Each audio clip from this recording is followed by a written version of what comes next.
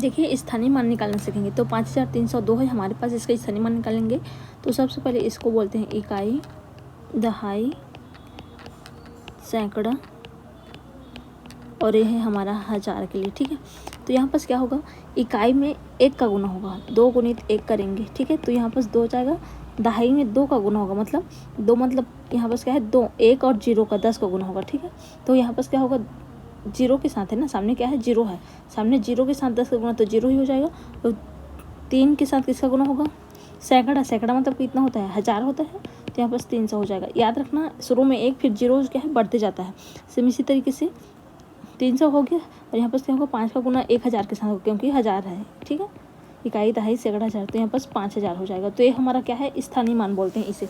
जैसे कि देखिए और देखते हैं, 6452 है मान ली। ठीक है, तो हमारा इकाई है ये, तो यहाँ पास क्या होगा, 2 गुणित 1 हो जाएगा। ठीक है, यहाँ पास क्या होगा, 5 गुणित 10 हो जाएगा। फिर यहाँ पास क्या होगा, 4 गुणित 100 होगा। ठीक है, इकाई, दहाई, सैकड़ा, फिर हज़ार के लिए क्या होगा, 6 गुणित 1000 हो जाएगा।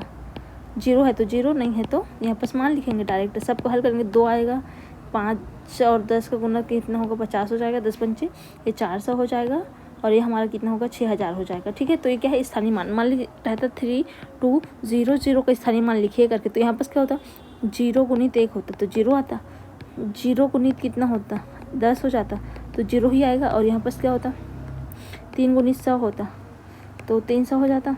अच्छा 2 है ना, शुरू में क्या है 2 है ना, यहाँ पास 2 है। फिर इसके यहाँ पास 3 है तो 3 गुणित कितना होता, 1000 होता, 1000। ठीक है, तो यहाँ पास कितना होता, 3000 आ जाता। यहाँ पास 2 है आएगा ना, यहाँ पास क्या है 2 है तो 2000 ही है, 200 ही आएगा। ठीक है, तो इस तरीके से होगा।